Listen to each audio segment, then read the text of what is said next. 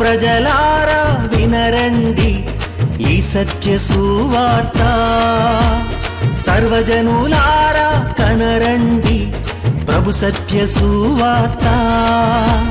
వినవచ్చిన ప్రియులకు విమోచన యేసు వార్త. ప్రభు అయిన యేసుక్రీస్తు వారి యొక్క నామంలో మిమ్మల్ని అందరినీ ప్రేమతో ఈ సత్య సువార్త అనే ఈ కార్యక్రమానికి ఆహ్వానాన్ని తెలియజేస్తూ ఉన్నా.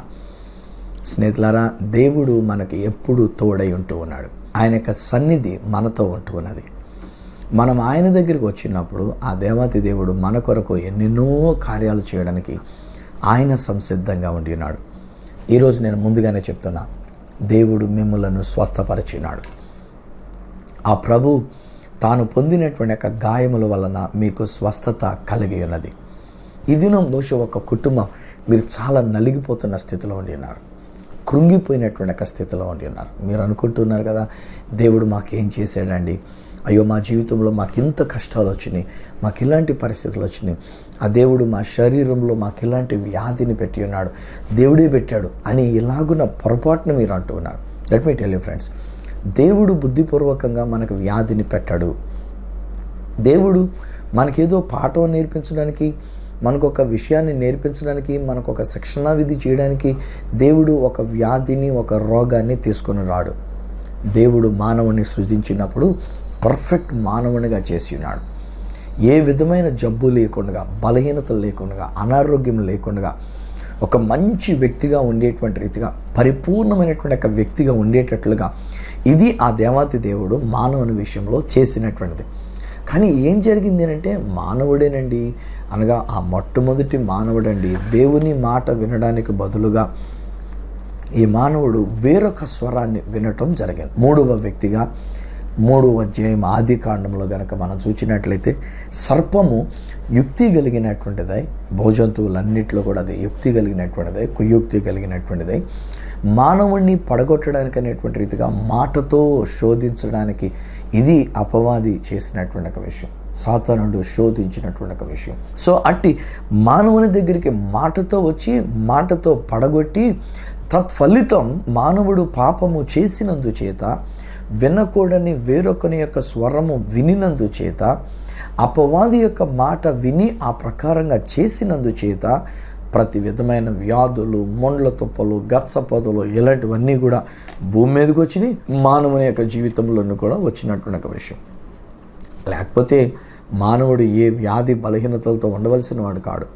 అండ్ దేవుడు సృజించినప్పుడు వ్యాధితో మానవుని సృజించలే, బలహీనతలతో మానవుని సృజించలే. ఈరోజు నేను చెప్తున్నా ఫ్రెండ్స్, మీరు పరిపూర్ణ ఆరోగ్యంతో ఉండటం ఇది దేవుని యొక్క చిత్తం. ఈరోజు మీరు చక్కనైనటువంటిదిగా, మనశ్శాంతిగా, విశ్రాంతిగా ఉండటం ఇది దేవుని యొక్క చిత్తం. వద్దమ్మా, ఆ ట్రబుల్స్ వద్దండి, ఆ కలవరాలు వద్దండి, ఆ టెన్షన్ వద్దండి, అనవసరంగా మన యొక్క వ్యాధి బలహీనతలకు మనం తావించుకోవద్దండి.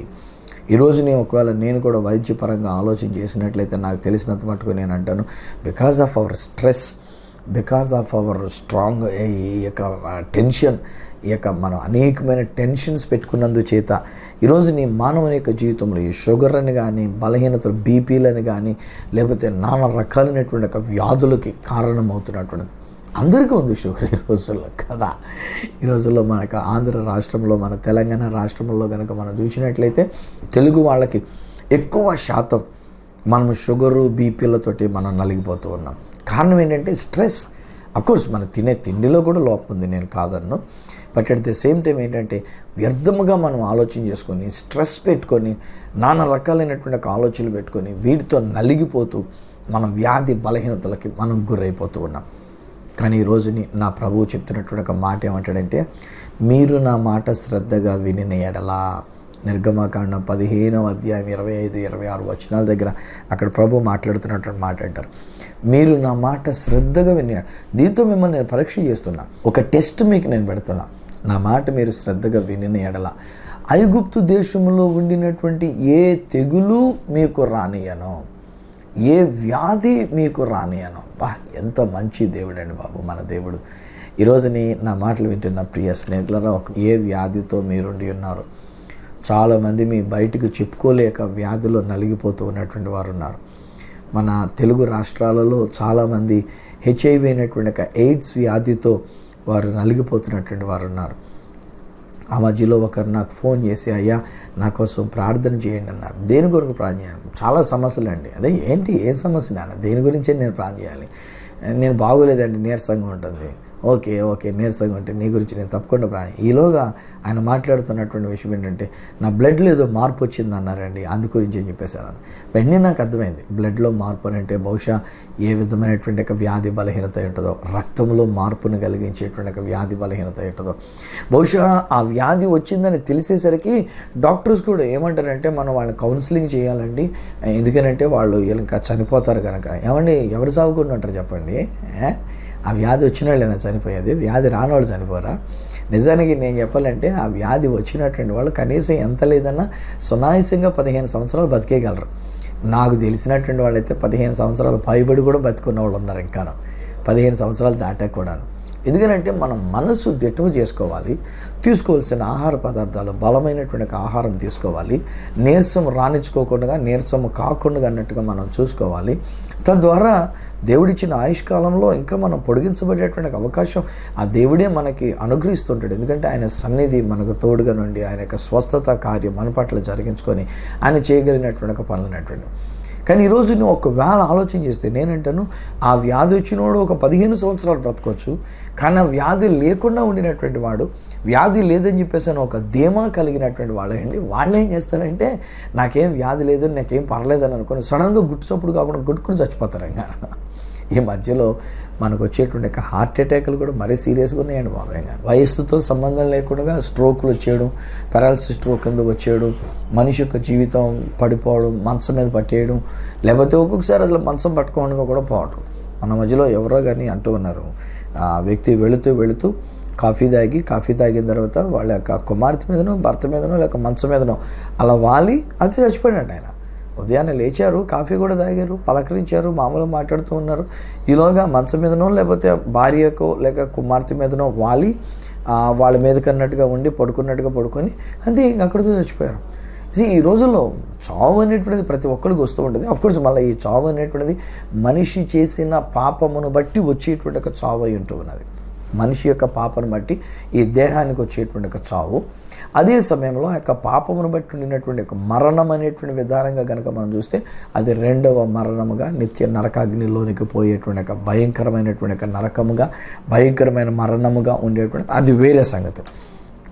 కానీ ఈరోజు నేను మీకు ఇస్తున్న వాగ్దానం ఏమిటంటే, నా ప్రభు నేను ఎవరినైతే నమ్మి ఉండి ఎవరిని గురించి అయితే నేను మీకే సువార్తను ప్రకటించడానికి ఈ సత్య సువార్త అనే కార్యక్రమంలో మాట్లాడడానికి వచ్చినానో ఆ నా దేవుడు, నా ప్రభువు, ఆయన నా కొరకు సిలువలో తన ప్రాణాన్ని పెట్టి ఉన్నారు, నా కొరకు సిలువలో బలియాగమై ఉన్నారు, నా కొరకు తన శరీరాన్ని నలగగొట్టుకొని ఉన్నారు.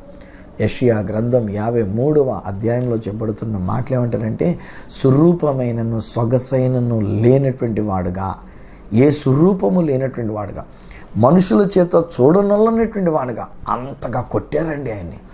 అంతగా మాంసం కండలు ఊడిపోయినాయండి. ఒక మనిషి ఆకారంలో లేడైనా, ఒక మనిషిలాగా అన్నట్టుగా లేడైనా, ఆయన కేవలం ఒక మాంసపు ముద్దలాగా అయిపోయినటువంటిది. ఒక మాంసపు ముద్దలాగా ఆయన ఒక మాంసంతో కండలు ఊడిపోయి రక్తం చిమ్ముతూ చర్మం ఊడిపోయి 39 కొరడా దెబ్బలండి. ఒకసారి ఊహించండి స్నేహితులారా, ఒక్కొక్క కొరడా, ఆ కొరడాకి 5 చీలుకలు ఉంటాయంటండి ఆ రోజుల్లోని. అలాంటి 5 చీలుకలకి చివరన ఎముకలు, బోన్స్, దుమ్ములు అనేటువంటివి వాటిని ముడివేసి లేక గాజు ముక్కలు ముడివేసి తోలుతో వాటిని కట్టి వాటితో కొడతానంటే ఏదో సినిమాలో చూపించినట్టు ఇలా బలంగా కొట్టినటువంటి దగ్గరికి వచ్చేసరికి ఇలా అంటించినట్టుగా ఉండేటువంటి అది కాదు అక్కడ ఉన్నటువంటిది. నిజానికి వాళ్ళు కొట్టినటువంటిది కండ లాగుతూ ఉండారు. I think passion of Christ ఏదో ఉంది కదా, దానిలో అలా లాగినట్టుగా చూపిస్తూ ఉంటాడు ఆయన. భయంకరంగా అక్కడ తట్టుకోలేమే ఆయన. మొత్తం మాంసం అక్కడ చెల్లా చెదురైపోయినటువంటి రీతిగా అక్కడ పడినటువంటి రీతిగా మనం చూస్తూ ఉంటాం. నా కొరకు, హే ఫ్రెండ్స్, మీ కొరకే ఈరోజున మీ ఇంట్లోకి వచ్చి నేను చెప్పగలిగినటువంటి మాట ఏంటంటే, మిమ్మల్ని స్వస్థపరచడానికి, మిమ్మల్ని బాగు చేయడానికి ఆ దేవాతి దేవుడు ఆయన గాయాలను పొందుకునేలాడు. నా బైబిల్ చెప్తుంది, ఆయన పొందిన గాయముల వలన మనకు స్వస్థత కలిగినది అని నా బైబిల్ చెప్తుంది. మనకి స్వస్థత కలిగినది. ఫ్రెండ్స్, ఈరోజుని సత్యం ఏంటంటేనండి, మనం ఎందుకు అనుభవించలేకపోతున్నామనంటే స్వస్థత పొందుతామండి, స్వస్థత ఇస్తాడండి దేవుడు, స్వస్థత ఇస్తాడని నమ్ముతున్నానండి. ఈ మాటలు డైలాగులు మనకంతా ఏంటంటే మతభక్తితో కూడినటువంటి ఒక డైలాగులు మనకు ఎక్కువైపోయినాయి. కానీ ఈరోజు సత్యం ఏమిటంటే, సువార్త ఏమిటంటే ఆయన మనకు స్వస్థత ఇచ్చేశారు, నాకు ఇచ్చేశారు. ఈరోజు నేను ధైర్యంగా చెప్పుకోను, ఈరోజుని 59 సంవత్సరాల వయసు కలిగినటువంటి వాడిగా నేను ఎప్పుడైనా బయటకు వెళ్ళేటప్పుడు, లేక ఇజ్రాయెల్ దేశానికి వెళ్ళేటప్పుడు మోకాలు నొప్పో, తుంటి నొప్పో, నడుము నొప్పో, ఏదో ఒక నొప్పి, అరికాలు నొప్పో, పాదము దగ్గర ఉన్నటువంటి నొప్పో, ఏదో ఒకటి మొత్తానికి బలహీనత అనేటువంటిది సహజంగా ఎదురవుతూ ఉంటుంది. బట్ ఎలా మర్చిపోతున్నో నాకే తెలియదండి. అక్కడికి వెళ్ళిన తర్వాత వాళ్ళతో పాటు నేను నడుస్తున్నప్పుడు, వాళ్ళతో పాటు నేను సంచరిస్తూ ఉన్నప్పుడు, ఆ దేశాలన్నీ కూడా నేను తిరుగుతున్నప్పుడు నిజానికి ఒక్క ట్యాబ్లెట్ కూడా వేసుకోను. ట్యాబ్లెట్లు దగ్గర పెట్టుకుంటా, ఏమో ఒకవేళ షుగర్ అంటారు కనుక షుగర్ విషయంలో ఏదైనానేమో, లేకపోతే ఏదైనా ఒకవేళ ఎవరికైనా ఏదైనా నొప్పి కలిగితే, లేకపోతే ఎవరికైనా జలుబు వస్తే, ఎవరికైనా ఏదైనా మోషన్స్ వస్తే ఇలాగ నేనే తీసుకెళ్తా బోల్డెన్ ట్యాబ్లెట్స్. ఒకవేళ ఎవరికైనా అవసరమైతే ఇవ్వడానికి ఉంటుంది అనేటువంటి ఒక ఉద్దేశంతో తీసుకొని వెళ్తుంటా.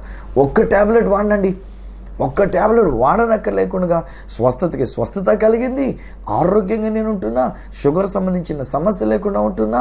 కారణం ఏంటంటే నేను నమ్ముతున్నటువంటిది ఒకటి, ఆయన పొందిన గాయముల వలన నాకు స్వస్థత కలిగినది. ఇది నేను చెప్తున్నటువంటి మాట. ఫ్రెండ్స్, ఈరోజున బహుశా మీరు ఏ వ్యాధితో ఉండి ఉన్నారు, ఏ బలహీనతతో ఉండి ఉన్నారు, ఏ అనారోగ్యంతో ఉండి ఉన్నారు, బహుశా ఎంత కాలం నుండి మీరు ఆ వ్యాధితో ఉండి ఉన్నారు, ఎంతకాలం నుంచి మీరు ఆ బలహీనతతో నలిగిపోతున్న వారుగా ఉండి ఉన్నారు.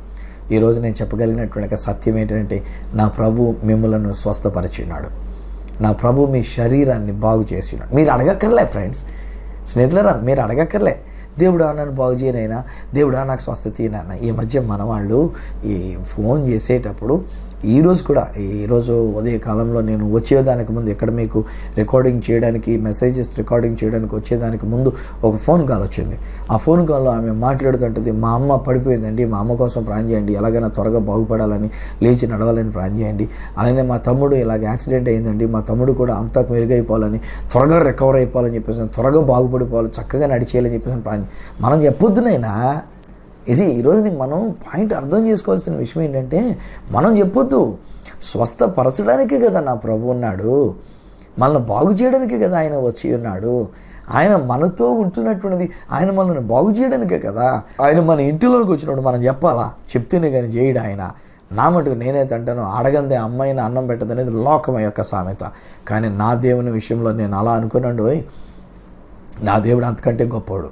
నేను అడగక్కర్లేకుండా, నేను పిలవక్కర్లేకుండా ఆయన నా ఇంట్లోకి వస్తాడు.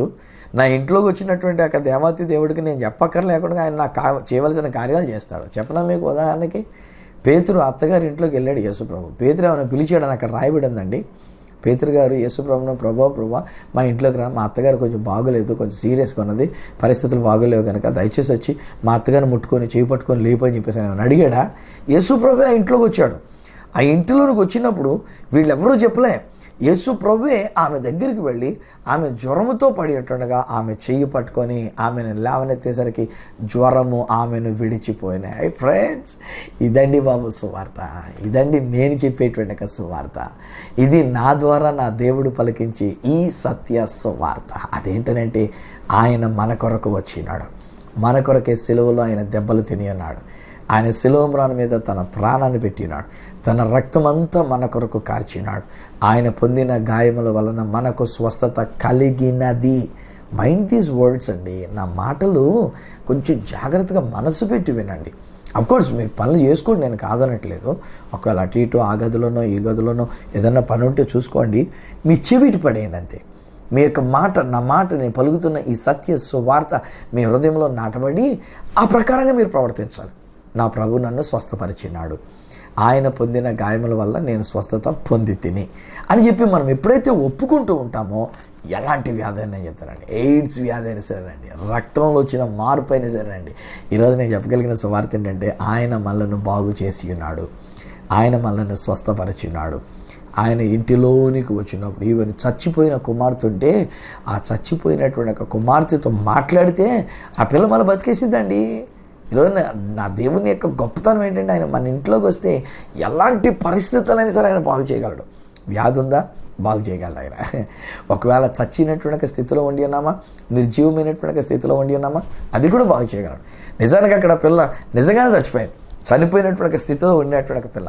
అక్కడికి వెళ్ళాడు యేసయ్య, ఆ పడక గదిలోనికి వెళ్ళినాడు యేసయ్య మాట్లాడుతూ తల్లి తాకుమి అని చెప్పేసి అని ఆ చిన్నదాన్ని చేపట్టుకునేసరికల్లా ఆ చిన్నది చక్కగా లేచి కూర్చుండి అనేటువంటి రీతిగా చెప్తూ ఉన్నా. ఇది ఒకవేళ ఆధ్యాత్మికమైనటువంటి రీతిలో కూడా మనం తీసుకోగలిగితే స్నేహితులరా, అనగా మన ఆత్మీయమైనటువంటి అర్థంగా కనుక తీసుకుంటే చాలామంది మేము మన యొక్క జీవితాల్లో ఆధ్యాత్మికంగా చచ్చిన స్థితిలో ఉన్నామండి. ఏమండి, ఈవెన్ క్రైస్తవులైనా సరేనండి, నేను ఒప్పుకోవాలి తప్పదు. చేతనంటే చాలామంది నిజాన్ని చెప్పాలంటే క్రైస్తవులుగా పరిగణించబడినటువంటి వారే తెలిసి చచ్చిన స్థితిలో ఉన్నటువంటి వాళ్ళు.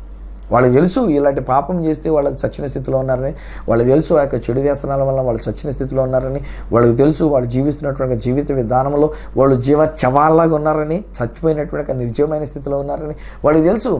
But they don't want to commit to life. వాళ్ళు జీవించడానికి ఇది వాళ్ళకి అక్కర్లే.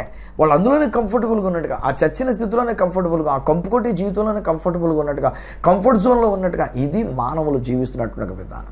కానీ ఈరోజు నేను చెప్తున్నా, నా యేసయ్య మీ ఇంటిలోనికి వచ్చినాడు. ఆయన పొందిన గాయముల చేత మనకి స్వస్థతను కలిగించిన నా యేసయ్య ఈరోజుని మన యొక్క గాయములను మాన్పి మనల్ని స్వస్థపరచడానికి శరీర గాయములు మాత్రమే కాదు, లేక శరీర సంబంధమైనటువంటి రోగం మాత్రమే కాదు, మన ఆత్మ సంబంధమైనటువంటి రోగం నుంచి కూడా ఆయన మనల్ని స్వస్థపరచిన దేవుడు. ఈరోజు నేను చెప్తున్నా, ఒక యవనస్తుడు నువ్వు దేవునికి దూరంగా జీవిస్తూ ఉన్నావు. బాబు, నీ గురించి మాట్లాడుతున్నాను నాన్న, నీ గురించి పరిశుద్ధాత్ముడు తెలియజేస్తున్నటువంటి మాట. ఎనఫ్, ఇప్పటికే నువ్వు చాలా చెడు వ్యసనాలకు బానిస అయిపోయావు. చిన్న వయసులో నుంచి నువ్వు ఇటువంటి చెడు వ్యసనాలకి లోనైపోయి జీవిస్తూ ఉన్నావు. తల్లిదండ్రులను ఎంతో దుఃఖపరుస్తూ ఉన్నావు. తల్లిదండ్రులు ప్రతిరోజు నీ కొరకు కన్నీరు కారుస్తున్నారు. You may not know that. వాళ్ళు సీక్రెట్గా కన్నీరు కారుస్తున్నారేమో, నీకు తెలియనివ్వకుండా, నీకు తెలియబడనివ్వకుండా వాళ్ళు లోపల నలిగిపోతూ ఉన్నారేమో. నీ గురించి బహుశా ఎన్నెన్నో ప్రార్థనలు వారు చేస్తూ ఉన్నారు. వాళ్ళు ప్రార్థించే కొలది నువ్వు ఇంకా ఎక్కువ చెడిపోతున్నట్టుగా జీవిస్తూ ఉన్నావు. ఈరోజు నీ క్రీస్తు ప్రేమతో నేను చెప్తున్నాను, బ్రదర్ బాబు, నీ గురించి మాట్లాడుతున్నామా? యేసు నీ కొరకే వచ్చినారు. నీ కొరకు ఆయన గాయాలను పొంది ఉన్నారు. నీ కొరకు ఆయన దెబ్బలు తిని ఉన్నారు. ఒక్కొక్కసారి తల్లిదండ్రులైనటువంటి వారు పిల్లల్ని కొట్టలేక, పిల్లల్ని తిట్టలేక వాళ్ళు గాయాలు పొందుకుంటూ ఉంటారు. వాళ్ళ హృదయానికి అయ్యేటువంటి ఒక గాయం, వారి యొక్క మనస్సునకు అయ్యేటువంటి ఒక గాయం, ఎవరితోనూ చెప్పుకోలేక నలిగిపోయి ఒక కుటుంబంలో నేను చూస్తున్నాను, బహుశా తండ్రి ఇక భూమి మీద లేకుండా వెళ్ళిపోయినారేమో. బహుశా తల్లి తట్టుకోలేక బెంగ పెట్టుకొని బహుశా తల్లి చనిపోయి ఉన్నదేమో. నీకు తెలీదు, నువ్వు అది ఆలోచన చేసుకోవట్లేదు. యవన కుమారుడా, నేను నీతో మాట్లాడుతూ ఉన్నాను, మీ గురించి నేను మాట్లాడుతున్నాను. ఏమి ఈరోజు నొక్కలే యవన కుమారుడు అంటున్నానని చెప్పేసి పెద్దవాళ్ళు ఉండినటువంటి మీరేం సర్దుబాటు చేసుకోవద్దు. నన్ను అనట్లేదులే, యవనస్తుల గురించి దైవజనుడు అంటున్నాడు, నా గురించి కాదని అనుకోవద్దు. ఈవెన్ ఒకవేళ మీరు ఏ స్థితిలో ఉండినారో, అమరే సిస్టర్ గారు, ఈవెన్ మీ జీవితంలో కూడా నేను మాట్లాడుతున్నానమ్మా. కేవలం ఎంతసేపు మగాళ్ళు చెడిపోతున్నారు, మగవాళ్ళు చెడిపోతున్నారు, మగాళ్ళు మృగాలు అయిపోతున్నారు అని చెప్పేసి అంటున్నా. కానీ ఈరోజు నేను అంటున్నా, ఎవరు మృగాలుగా చేస్తుంది వాళ్ళని? ఆడమనిషి కదా. ఈరోజు నేను సహోదరులు అనేటువంటి వారు కాదా? అమ్మ సహోదరి, ఒకవేళ ఏమో నాకు తెలియదు, నేను బయటకు అలా చెప్పడం నాకు నా మనస్కరిస్తున్నటువంటిది కాదు. కానీ ఒకవేళ మీరు ఏ స్థితిలో ఉండి అన్నారు ఒకసారి ఆలోచన చేసుకోండి. మీరు ఎటువంటి పాపంలో పడిపోయినటువంటి ఒక స్థితిలో ఉండినారు, ఎటువంటి పాపంలో మీరు ఆలోచనలు కలిగినటువంటి వారు అయినారు. ఏమంటున్నామనంటే మేము ఉప్పు కారం తింటున్నామండి, మాకు మాత్రం కోరికలు ఉండవా, మాకు మాత్రం ఆశలు ఉండవా, మాకు మాత్రం ఇలా ఉండదా, నా భర్త అసలు నన్ను పట్టించుకోవట్లేదండి, అందుచేత నేను ఇలాగున్న మరొక వ్యక్తితో నేను స్నేహం చేయవలసినటువంటి ఒక పరిస్థితి అవుతుంది, అయితే నా భార్య నన్ను అసలు ఏమాత్రం పట్టించుకోవట్లేదండి, నేను అందుకనే అడ్డుతో తక్కువలసినటువంటి ఒక పరిస్థితి. సర్దుబాటు చేసుకోవద్దు, రాజీ పడద్దు ఆ విషయంలోని. పాపమే. అట్టి పాపం నుంచి మనం బయటికి రావాలి. ఈరోజు నేను మీతోటి మాట్లాడుతున్నాను, యవన కుమారుడితో, బ్రదర్ మీతోటి, అమ్మా సిస్టర్ మీతో మాట్లాడుతూ ఉన్నా. ఈరోజున ఒకవేళ నువ్వు ఇంకా పాపంలో ఉంటున్నట్లయితే నువ్వు ఆధ్యాత్మికంగా చచ్చిన స్థితిలో ఉన్నావనే సత్యాన్ని తెలుసుకోవాలి. నువ్వు ఇంకా చెడు వ్యసనాలకు లోనైపోయి జీవిస్తున్నట్లయితే, నువ్వు ఇంకా పాపములు ఆ చెడ్డ అలవాట్లకు బానిసైపోయి కనుక జీవిస్తున్నట్లయితే, ఈరోజు నీ పరిశుద్ధాత్ముడు నా ద్వారా మాట్లాడింపు చేస్తున్నటువంటి ఒక మాట, ఒక మంచి సువార్తగా నేను చెప్తున్నా. I wanted you to enjoy the happiness which God is giving to you. దేవుడు మీకు ఇస్తున్నటువంటి ఒక ఆనందాన్ని, సంతోషాన్ని, సమాధానాన్ని, ఆ యొక్క విశ్రాంతిని, లేక పరలోక రాజ్యాన్ని మీరు అనుభవించాలి అనే ఉద్దేశంతో నేను మాట్లాడుతున్నాను తప్పండి, లేకపోతే వేరేటేం కాదండి బాబు నా జీవితంలో. నాకేముంది, మీరు ఏమైతే మాత్రం, కానీ మీరు నశించిపోకూడదు, మీరు మారు మనసు పొందాలి. యేసు ప్రభుని మీ రక్షకునిగా అంగీకరించాలి. ఆయన సిద్ధపరిచిన పరలోక రాజ్యంలోనికి మనం చేరాలి. ఆ పరలోకపు ఆనందంలో మనం ఇదండి నా భారం. ఈరోజు నేను మీ కొరకు ఇంత ఖర్చు పెట్టుకొని మీ ముందుకు నేను వచ్చి నేను మాట్లాడుతున్నప్పుడు దానికి ఉద్దేశం ఏంటంటే కేవలం ఏదో శారీరకంగా స్వస్థత పొందుకోవడం మాత్రమే కాదు, శారీరకంగా బాగుపడడం మాత్రమే కాదు, శరీర వ్యాధి బలహీనత నుంచి విడుదల పొందుకోవడం మాత్రమే కాదు. ఈ దినాన్ని దేవుడు నా ద్వారా మాట్లాడడం చేస్తున్నటువంటి ఒక విషయం ఏంటంటే నీ పాప రోగం నుంచి కూడా నువ్వు విడుదల పొందుకోవాలి. ఎస్ బ్రదర్, మీ గురించి నేను మాట్లాడుతున్నాను బ్రదర్. పాప రోగం నుంచి మనం విడుదల పొందుకోవాలి. మనకున్నటువంటి ఒక పరిస్థితుల నుంచి మనం విడుదల పొందుకోవాలి. యేసు రక్తం మీ ఇంటి మీద నేను ప్రోక్షిస్తున్నాను. యేసు రక్తంలో ఒక అద్భుతమైనటువంటి ఒక కార్యం నేను మీ కొరకు నేను విడుదల చేస్తున్నాను. నాజరుడైన యేసు శక్తి గల నామములో పాపము నుంచి, రోగం నుంచి మీకు విడుదల కలుగునుగాక. హల్లెలూయా, హల్లెలూయా. నేను అలాగే చూస్తూ ఉన్నప్పుడు ఒక యవన కుమార్తెని గురించి నేను చెప్పాను కదా, ప్రభువారు ఒక ఇంటిలోనికి ఉన్నప్పుడు ఒక కుమార్తె చచ్చిపోతే చిన్నదానాలు లెమ్మని చెప్పినటువంటిది. మరి ఒక యవనస్తుని గురించి కూడా నాయన్ అనేటువంటి ఒక గ్రామంలోనికి యేసుప్రభు వెళ్తుందంటే ఆ గ్రామంలోంచి చచ్చిపోయినటువంటి ఒక కుమారుడిని బయట తీసుకొని వస్తుంటారు. మా తల్లి చూస్తేనేమో విధవరాలు, భర్త లేకుండా ఉండినటువంటిది. ఆమెకు ఉన్నటువంటిది ఒక్కగానొక్క కుమారుడు. కానీ ఆ ఒక్కగానొక్క కుమారుడు ఆధ్యాత్మికంగా చచ్చిపోయాడు, లేకపోతే అతడు చచ్చిపోయాడు. చచ్చిపోయిన శవాన్ని వాళ్ళు తీసుకొని బయటకు తీసుకుని వెళ్తున్నారు. బట్ దేవుని మహాకృప ఏంటంటే యేసు దానికి ఎదురొచ్చాడు. ఆయన యేసు ప్రభు ఎదురొచ్చినాడు. మనం సాధారణంగా నేను కూడా ఒక పాస్టర్ గారిని కనుక ఎప్పుడైనా ఎవరైనా చనిపోయినప్పుడు వాళ్ళని తీసుకొని వెళ్తుంటే ఎదురొచ్చి వాళ్ళు ఆగిపోతారు. వాళ్ళు రారు, ఎదురుగా రారు, అక్కడే ఆగిపోతారు. ఈవెన్ లారీలు అక్కడ ఆగిపోతాయి, రోడ్డు మీదకి వచ్చాక బస్సులు అక్కడ ఆపేస్తారు, ఆటో వాళ్ళు అక్కడ ఆపేస్తారు, బైకుల మీద వెళ్తున్న వాళ్ళు అక్కడ ఆగిపోయి పక్కకు తిరిగిపోయి ఉంటారు. వాళ్ళు ఈ శవం ఎదురొచ్చింది అనేటువంటి రీతిగా అది వారు కలవరపడుతూ ఉంటారు. కానీ అక్కడ ఎదురొచ్చింది ఎవరు అంటే యేసు ఎదురొచ్చినాడు. ఆయన చచ్చిపోయిన శవం బయటకు వెళ్తుంది. ఇప్పుడు యేసు అయినటువంటి ఒక జీవము లేక జీవాధిపతి అయినటువంటి ఒక యేసయ్య ఆయన ఊరిలోనికి వెళుతున్నాడు. ఈ ఎదురొచ్చినటువంటి యేసయ్య పాడిని ముట్టుకొని కానీ వాళ్ళు ఆగిపోయారు. ఎందుకంటే ముట్టుకుంటే అది మైలు. అలా ముట్టుకున్న చేత ఆయన అపవిత్రుడు కావాలి. శవాన్ని ముట్టుకున్నటువంటి వాడు అపవిత్రుడు అనే బైబిల్ గ్రంథంలో యూదులు అనేటువంటి వాళ్ళకు ఉన్నటువంటి ఒక ఆచారం అది. సో ఆ శవాన్ని ముట్టుకున్నటువంటి వాడు 7 దినాలు అతడు స్నానం చేసి దూరంగా ఉండాలి. అతడు ఊరికి దూరంగా ఉండాలి, కుటుంబానికి దూరంగా ఉండాలి. ఎందుకంటే అతడు ఒక శవాన్ని ముట్టుకున్నాడు కనుక. కానీ నా యేసయ్యలో ఉన్న గొప్పతనం ఏంటి తెలుసా అండి? అపవిత్రమైనటువంటి దాన్ని ముట్టుకున్నటువంటి యేసు క్రీస్తు వారు పరిశుద్ధుడు, వాళ్ళేమో అపరిశుద్ధులు, అపవిత్రమైనటువంటి వారు, మైలైనటువంటి వాళ్ళు. కానీ పరిశుద్ధుడైన యేసు ముట్టుకుంటే అపవిత్రతను ముట్టుకున్నటువంటి ఒక పరిశుద్ధుడు అపవిత్రుడు అవుతాడని చట్టం చెప్తుందంటే, కానీ నా యేసయ్య ముట్టుకున్నప్పుడు ఏమో తెలుసండి, అపరిశుద్ధుడైనటువంటి వాడు పరిశుద్ధుడైపోతాడు, చచ్చినటువంటి ఒక శవం కాస్త బతికిపోతాడండి. హల్లెలూయా! ఎంత అద్భుతమైనటువంటి ఒక విషయం. రక్తస్రావ రోగముతో ఉండినటువంటి ఒక స్త్రీ 12 సంవత్సరాలు జబ్బుతో ఉందండి, 12 సంవత్సరాలు బాధతో ఉందండి. కానీ యేసు దగ్గరికి వచ్చింది, యేసు వస్త్రపు చెంగును ముట్టుకుంది. నిజంగా చెప్పాలంటే ఆమెను ముట్టుకున్న వాళ్ళు అపవిత్రులు అవుతారు. ఎందుకంటే ఆమె మైలుతో ఉంది కనుక, బహిష్టులో ఉంది కనుక ఆమెను ముట్టుకోకూడదు. ఏ పురుషుడు కానీ ఏ స్త్రీ కానీ ఆమెను ముట్టుకోకూడదు. కానీ ఆమె యేసును ముట్టుకుంది. ఇప్పుడు యేసులో ఉన్నటువంటి ఒక పరిశుద్ధత ఆమెకి వెళ్ళేసరికల్లా ఆమె రక్తస్రావ రోగం తొలగిపోయింది, ఆమె పరిశుద్ధపరచబడింది. చచ్చినటువంటి ఒక శవాన్ని ముట్టుకున్నవాడు 7 దినాలు అతడు మైలుగా ఉండాలి, వేరేగా ఉండాలి, ఎవరిని ముట్టుకోకుండా అపవిత్రుడైనటువంటి వాడుగా ఉండాలి. ఆ తర్వాతనే స్నానం చేసి యాజకుని కనబరుచుకొని ఆ తర్వాత మళ్ళీ ఊరిలోనికి రావాలి. కానీ చచ్చిపోయిన పిల్లని యేసుప్రభు ముట్టుకున్నాడు. పాడి మోసుకొని బయటకు వెళ్తున్నటువంటి చచ్చిపోయిన కుమారుని యేసుప్రభు ముట్టుకున్నాడు. తన ఫలితం ఏమైందంటే పిల్లోడు బతికాడు, ఆ పిల్ల కూడా బ్రతికింది. హల్లెలూయా! బ్రదర్ గారు, బహుశా మీ కుమారుడు గురించి మీరు వర్రీ అవుతున్నారు కదా, మీ కుమార్తెని గురించి అమ్మారే మీరు కూడా వర్రీ అవుతున్నారు కదా. డోంట్ వర్రీ అమ్మా. నిజమే, వాళ్ళు ఒకవేళ ఆధ్యాత్మికంగా ఎటువంటి నిర్జీవమైన స్థితిలో ఉండి ఉన్నారో కానీ, ఒకవేళ ఆధ్యాత్మికంగా ఎటువంటి పడిపోయిన స్థితిలో ఉండి ఉన్నారు, ఎటువంటి పాపానికి దాసులుగా ఉంటూ ఉన్నారు, ఎటువంటి చెడు జీవితానికి వాళ్ళు బానిసలుగా ఉంటూ ఉన్నారు, ఏ పాపములో ఏ చెడు వ్యసనాలకి వాళ్ళు బానిసలైపోయి ఉంటూ ఉన్నారు. కానీ ఈరోజు నేను చెప్తున్నా, నా యేసయ్య మన దగ్గరికి వచ్చినాడు, నా యేసయ్య మనల్ని ముట్టుకుంటూ ఉన్నాడు, నా యేసయ్య మన కొరకు తన శరీరాన్ని నలగొట్టుకొని ఉన్నాడు. ఒకటి, మన శరీర స్వస్థత మనకి ఇవ్వడానికి, మనకు ఆరోగ్యాన్ని ఇవ్వడానికి, మన వ్యాధి బలహీనతల నుంచి విడుదల చేయడానికి. 12 సంవత్సరాలుగా వ్యాధితో ఉన్నా సరే వాళ్ళని బాగు చేయడానికి అన్నట్టుగా నా యేసయ్య ఆయన మన కొరకు ఈ లోకంలోనికి వచ్చినాడు. అలాగనే ఒకవేళ ఎంతకాలంగా మనం పాప రోగముతో మనం ఉన్నా, ఎటువంటి పాప వ్యసనములతో మనం ఉండి ఉన్నా, ఇదనాన్ని నా దేవుడు మనల్ని సజీవులనుగా లేవనెత్తుతూ ఉన్నాడు, మనల్ని బ్రతికిస్తూ ఉన్నాడు, నిర్జీవమైన స్థితి నుంచి మనల్ని లేవనెత్తుతూ ఉన్నాడు. మన చేయి పట్టుకొని ఆయన మనల్ని లేవనెత్తుతున్నాడు. హల్లెలూయా! ఈరోజు నేను మీ ఇంట్లో అటువంటి జీవాన్ని నేను పఠిస్తున్నాను.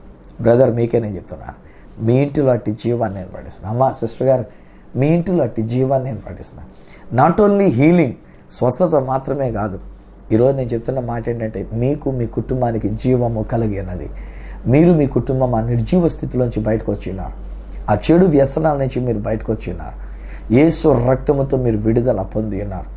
యేసు రక్తమును బట్టి ఇక మరలా పాపము జోలికి మీరు వెళ్ళారు. I tell you in the name of Jesus.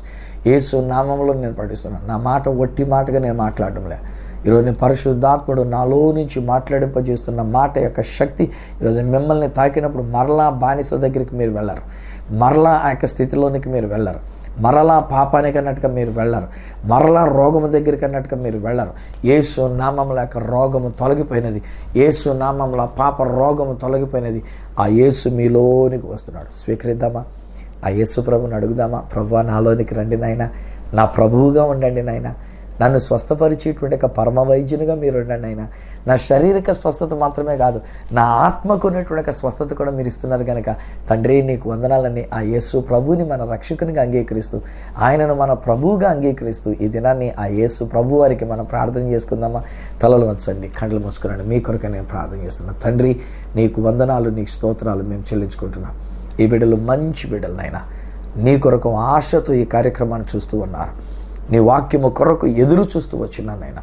ఉదయం అయింది అనేసరికల్లా అయ్యో మేము పెద్దల కన్నా లెగాలి, సువార్తరాజు గారి ద్వారా విత్తబడేటువంటి సత్య సువార్తను మేము ఆలకించాలనుకొని ఆశతో నీ బిడ్డలు ఎదురు చూస్తున్నారు. యేసు నామములో నేను ప్రకటిస్తున్నా, ఈరోజు వీరికి స్వస్థత కలుగునుగాక. నాజరుడైన యేసు నామములో నేను పలుకుతున్నా, సంపూర్ణ ఆరోగ్యం వీరికి కలుగునుగాక. యేసు రక్తాన్ని వీరి మీద నేను ప్రోక్షిస్తున్నా, స్వస్థత వీరికి కలుగునుగాక. స్వస్థత వీరికి కలుగునుగాక. యేసు రక్తం వీరి మీద నేను ప్రక్షాళన చేస్తున్నా. Thank you daddy for touching them. నాన్న, కేవలం శరీర స్వస్థత మాత్రమే కాదు నాయన, ఇదిగో వారి యొక్క జీవితంలో ఉన్న పాప రోగము నుంచి కూడా మీరు మాకు విడుదల ఇచ్చినందుకు నీకు వందనాలు నాయనా. అనేక మంది ఇంకా పాపములో జీవిస్తున్నారు, తెలియకుండా వాళ్ళు చచ్చిన వారుగా జీవిస్తున్నారు నాయన. వారు చచ్చిన వారిని తెలియకుండా పాపంలో ఆనందిస్తున్నటువంటి వారు ఉంటున్నారు. యేసు రక్తం వీరి మీద నేను ప్రోక్షిస్తున్నా, నీ జీవాన్ని వీరి మీద నేను విడుదల చేస్తున్నా. ఎవరైతే యేసును అంగీకరించిన వారై ఉంటున్నారో, ఎవరైతే యేసు ప్రభునందు విశ్వాసం ఉంచిన వారై ఉంటున్నారో, వారు నిత్య జీవము గలవారని సెలవిచ్చిన ప్రకారంగా నీ జీవముతో వారు లేపబడుతురుగాక. ఈ యవనస్తులు లేవనెత్తబడుతురుగాక. ఈ యవన కుమార్తె లేవనెత్తబడును గాక. అలాగనే మా సోదరుడు కానీ, మా సహోదరి కానీ నేను ఒకవేళ ఏ శోధన వారి మీదకి వస్తున్నదో, ఏ పాపం వారిని వెంటాడుతూ ఉండినదో, ఏ చెడు వ్యసనములు వీరిని వెంటాడుతున్నాయో, ఏ పరిస్థితులు వీరిని నలగొడుతున్నాయో, యేసు నామములో నేను క్లెయిమ్ చేస్తున్నాను. నాజరుడైన యేసు నామములో స్వస్థత, జీవము వీరి కలుగునుగాక. అలా మీరు ఇచ్చారనైనా నీకు వందనాలు. వారు ఇప్పుడు నిన్ను ప్రభువుగా అంగీకరిస్తున్నారు, తమ రక్షకునిగా అంగీకరించినారు. తమ పాపములన్నీ తీసివేయబడినవి, రోగము తీసివేయబడింది నాయన, పాప రోగము తీసివేయబడింది నాయన. ఇక మీదట వీరు ఆరోగ్యముగా, ఆయురారోగ్యములతో నీ బిడ్డలుగా వారు జీవించుదురుగాక అని నేను ప్రకటిస్తున్నా. నీ ఆత్మ ద్వారా, నీ యొక్క శక్తి ద్వారా, నీ జీవము ద్వారా వారు నీ కొరకు నిత్య జీవమును అనుభవించుదురుగాక.